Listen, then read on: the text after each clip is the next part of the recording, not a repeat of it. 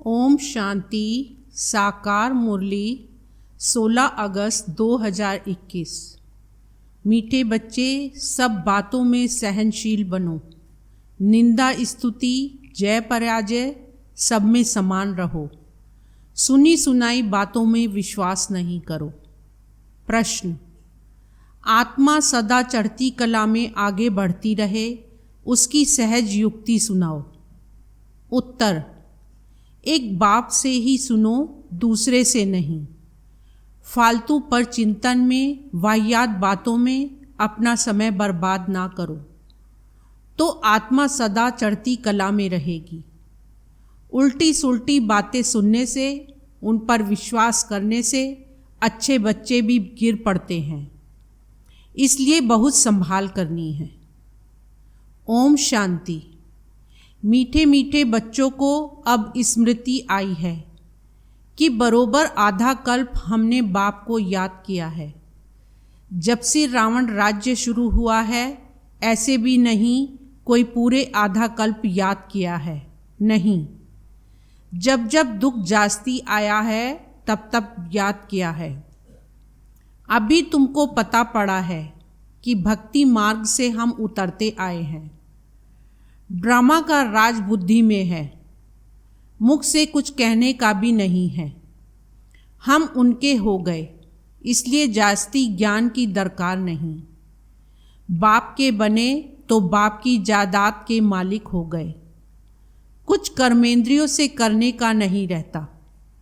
भक्ति मार्ग में भगवान से मिलने के लिए कितने यज्ञ तप दान पुण्य करते हैं। जहाँ भी जाओ सब जगह तीर्थ मंदिर अथाह हैं। ऐसा कोई मनुष्य नहीं जो सारे भारत के तीर्थ और अथाह मंदिर आदि घूम सके। अगर घूमे भी तो कुछ मिलता नहीं। वहाँ घंटा घड़ियाल आदि कितना घमसान है। यहाँ तो घमसान की बात नहीं, ना गीत गाने ना तालियां बजाने की बात है। मनुष्य तो क्या क्या नहीं करते हैं, अतः कर्म कांड है। यहाँ तो तुम बच्चों को सिर्फ याद करना है और कुछ भी नहीं। घर में रहते सब कुछ करते सिर्फ बाप को याद करना है। तुम जानते हो अभी हम देवता बनते हैं, यहाँ ही दैवी गुण धारण करना है। खान पान भी शुद्ध होना चाहिए। 36 प्रकार के भोजन तो वहाँ मिलेंगे। यहाँ साधारण रहना है, ना बहुत ऊंच ना बहुत नीच। सब बातों में सहनशीलता चाहिए। निंदा स्तुति जय पराजय सर्दी गर्मी यह सब कुछ सहन करना पड़ता है। समय ही ऐसा है। पानी नहीं मिलेगा, यह नहीं मिलेगा। सूर्य भी अपनी तपत दिखाएगा। हर चीज तमो प्रधान बनती है। यह सृष्टि ही तमो प्रधान है। तत्व भी तमो प्रधान है, तो ये दुख देते हैं। निंदा स्तुति में भी नहीं जाना है। बहुत हैं जो झट बिगड़ पड़ते हैं। किसने उल्टा सुल्टा कुछ किसको सुनाया, क्योंकि आजकल बातों की बनावट तो बहुत है ना। कोई ने कुछ कहा, तुम्हारे लिए बाबा यह कहते हैं कि इनको देह अभिमान है, बाहर का शो बहुत है। ये किसी ने सुनाया, बस बुखार चढ़ जाएगा, नींद भी फिट जाएगी। आधा कल्प के मनुष्य ऐसे हैं। कोई को भी झट बुखार चढ़ा दे, झट पीले हो जाएंगे। तो बाप कहते हैं कोई भी ऐसी वाहियात बातें नहीं सुनो। बाप कभी भी किसकी निंदा नहीं करते हैं। बाप तो समझाने लिए ही कहते हैं। उल्टी सुल्टी बातें एक दो को सुनाने से अच्छे अच्छे बच्चे भी बिगड़ पड़ते हैं। तो ट्रेटर बन वाहियात बातें जाकर एक दो को सुनाएंगे। भक्ति मार्ग में भी कैसी कैसी कहानियां बनाई हैं। अभी तुमको ज्ञान मिला है, तो तुम कभी भी हे राम व हाय भगवान भी नहीं कह सकते। यह अक्षर भी भक्ति मार्ग के हैं। तुम्हारे मुख से ऐसे अक्षर नहीं निकलने चाहिए। बाप सिर्फ कहते हैं, मीठे लाडले बच्चों, आत्म अभिमानी बनो। कितना प्यार से समझाते हैं, किसकी भी बात नहीं सुनो, फालतू पर चिंतन नहीं करो। एक बात पक्की कर लो, हम आत्मा हैं। आत्मा अविनाशी है, शरीर विनाशी है। आत्मा ही संस्कार धारण करती है। अब तुम बच्चों को आत्म अभिमानी बनना है। द्वापर से तुम रावण राज्य में देह अभिमानी बनते हो, इसलिए अब देही अभिमानी बनने में मेहनत लगती है। घड़ी घड़ी बुद्धि में यह आना चाहिए कि हमको बेहद का बाप मिला है। कल्प कल्प बाप वर्षा देते हैं, अब उनकी मत पर चलना है। उनके लिए ही गायन है।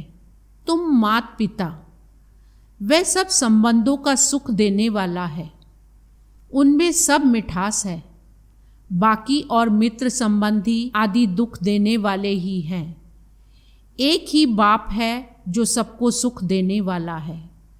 रास्ता भी बिल्कुल सहज बताते हैं कि अपने को आत्मा समझ मुझ बाप को याद करो। बाप समझाते हैं, यह कोई नई बात नहीं है। तुम जानते हो, हर 5000 वर्ष बाद हम ऐसे बाप के पास आते हैं। यह कोई साधु संत नहीं है। तुम कोई साधु संत आदि के पास नहीं रहते।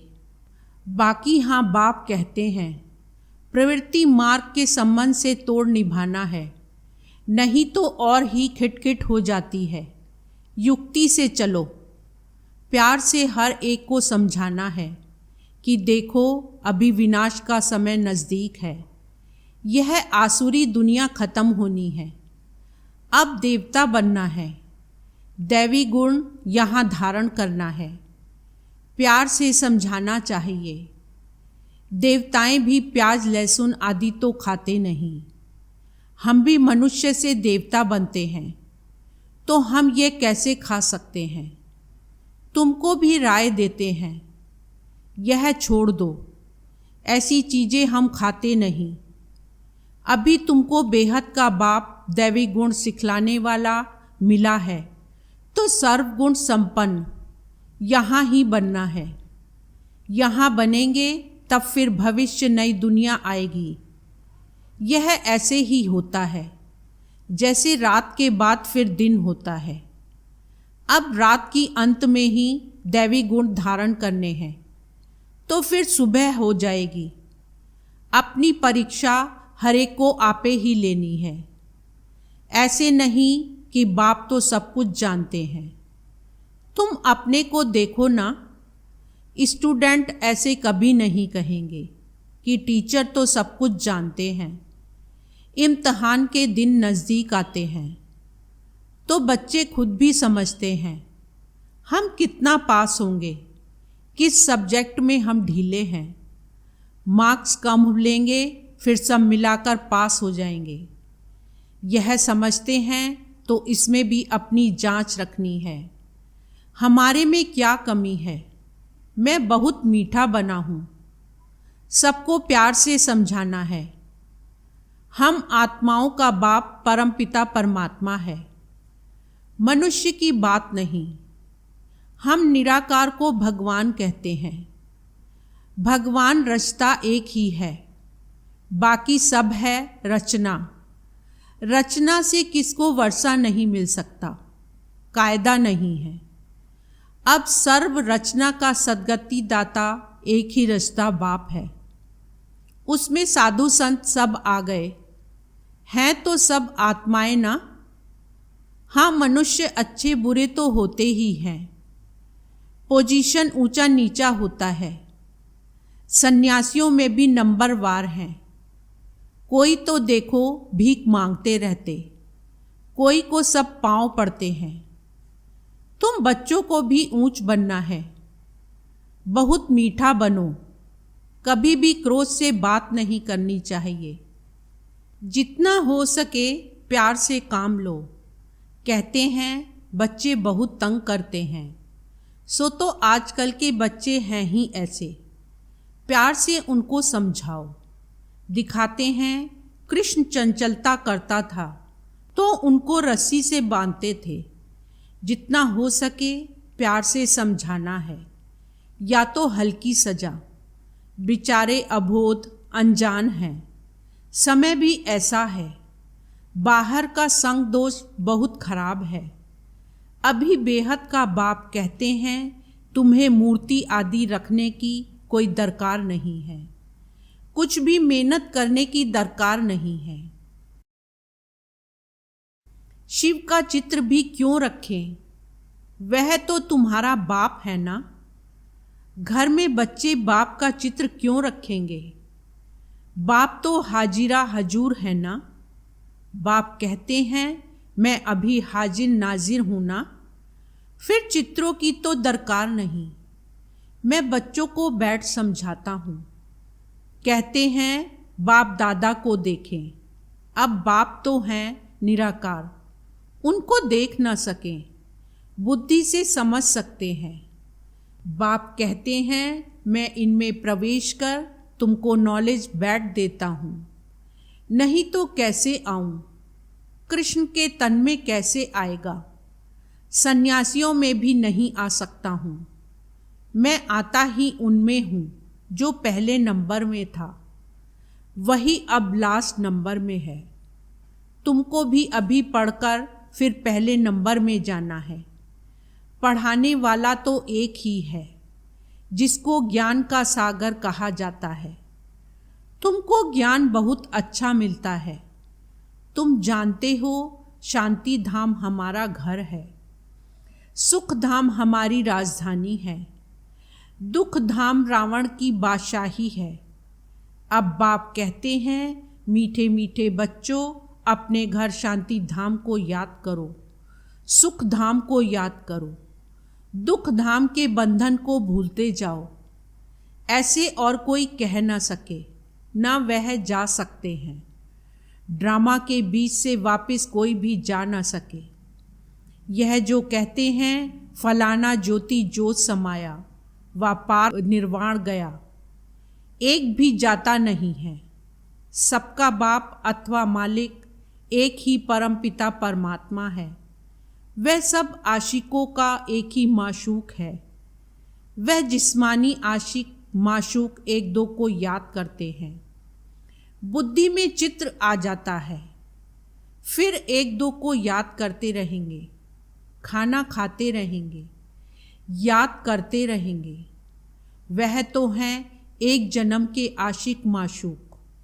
तुम जन्म जन्मांतर के आशिक हो, एक माशूक के। तुमको और कुछ भी नहीं करना है, सिर्फ एक बाप को याद करना है।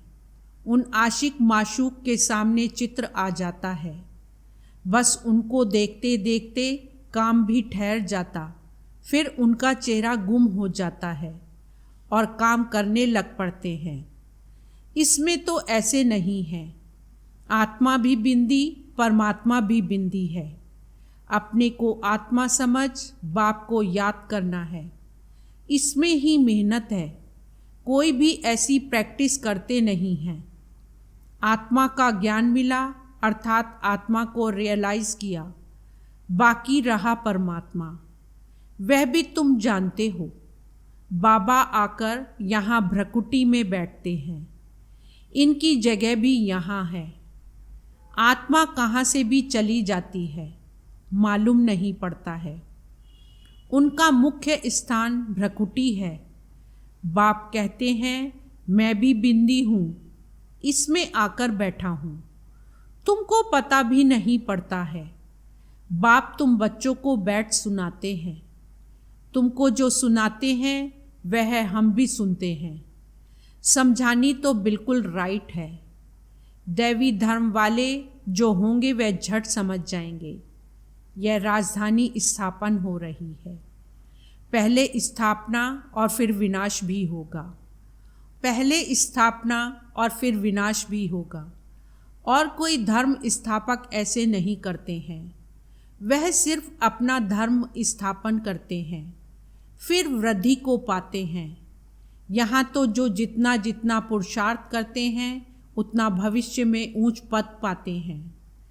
तुम भविष्य 21 जन्मों के लिए प्रारब्ध बनाते हो, तो कितना पुरुषार्थ करना चाहिए।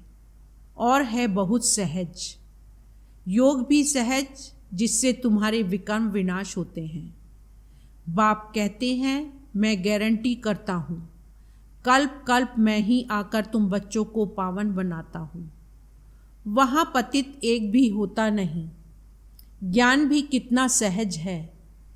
84 जन्मों का चक्र कैसे लगाते हैं, वह भी बुद्धि में नॉलेज है। हमने 84 का चक्र लगाया है।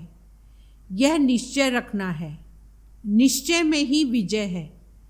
ऐसे नहीं कि पता नहीं। हम 84 जन्म लेते हैं, व कुछ कम। जबकि तुम ब्राह्मण हो तो तुमको निश्चय होना चाहिए, बरोबर हमने 84 का चक्र पूरा भोगा है। यह तो बहुत सहज समझानी है। बच्चों को समझाया है। यह चित्र सब दिव्य दृष्टि से बाप ने बनवाए हैं, करेक्ट भी कराए हैं। शुरू में जब बनारस में बाबा एकांत में रहते थे तो ऐसे चक्र दीवारों पर बैठ निकालते थे। समझते कुछ नहीं थे कि यह क्या है। खुशी होती थी, साक्षात्कार होने से जैसे उड़ जाते थे। ये क्या होता है, समझ में नहीं आता था। तुम जानते हो, जो चित्र पहले बने थे वह फिर बदलकर नए नए बनाते गए हैं।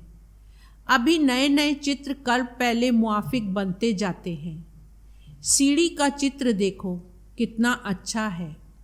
इस पर समझाना सहज है। देरी से आने वालों को और ही सहज समझानी मिलती है। अभी नए नए जो आते हैं 7 दिन में सारा नॉलेज समझ लेते हैं। पुरानों से भी आगे जा रहे हैं। कोई कहते हैं पहले आते थे तो अच्छा था। अरे यह भी फिक्र मत करो। आगे आते थे और भागंती हो जाते थे, तो देरी से आने वालों को तो सहज तख्त मिलता है। पहले जो थे देखो, वे फिर अब हैं भी नहीं, खत्म हो गए। पिछाड़ी में रिजल्ट का मालूम पड़ता है, कौन पास हुआ। नए नए निकलते हैं और झट सर्विस पर लग पड़ते हैं। पुराने इतना नहीं लगते। नई नई बच्चियां सर्विस से दिल पर चढ़ी रहती हैं। पुराने कितने तो खत्म हो गए। इसलिए बाबा कहते हैं, जिनको सर्वोत्तम ब्राह्मण कुलभूषण कहा जाता है, उनमें भी कोई आश्चर्यवत सुनंती भागंती हो जाते हैं। जो गाया हुआ है वह अब प्रैक्टिकल हो रहा है। अच्छा, मीठे मीठे सिकीलदे बच्चों प्रति माता पिता बाप दादा का याद प्यार और गुड मॉर्निंग। रूहानी बाप की रूहानी बच्चों को नमस्ते। रूहानी बच्चों की रूहानी बाप को नमस्ते। धारणा के लिए मुख्य सार। फर्स्ट पॉइंट, अपनी जांच आपे ही करनी है। देखना है मैं बहुत बहुत मीठा बना हूँ, हमारे में क्या क्या कमी है। सब दैवी गुण धारण हुए हैं। अपनी चलन देवताओं जैसी बनानी है। आसुरी खान पान त्याग देना है। सेकंड पॉइंट, कोई भी वाहियात बातें ना सुननी है और ना बोलनी है। सहनशील बनना है। वरदान, कर्मातीत स्टेज पर स्थित हो, चारों ओर की सेवाओं को हैंडल करने वाले सिद्धि स्वरूप भव। सार, आगे चलकर चारों ओर की सेवाओं के विस्तार को हैंडल करने के लिए भिन्न भिन्न साधन अपनाने पड़ेंगे, क्योंकि उस समय पत्र व्यवहार या टेलीग्राम टेलीफोन आदि काम नहीं करेंगे। ऐसे समय पर वायरलेस सेट चाहिए। इसके लिए अभी अभी कर्मयोगी अभी अभी कर्मातीत स्टेज में स्थित रहने का अभ्यास करो। तब चारों ओर संकल्प की सिद्धि द्वारा सेवा में सहयोगी बन सकेंगे। स्लोगन, परमात्म प्यार की पालना का स्वरूप आपकी सहज योगी जीवन है। ओम शांति।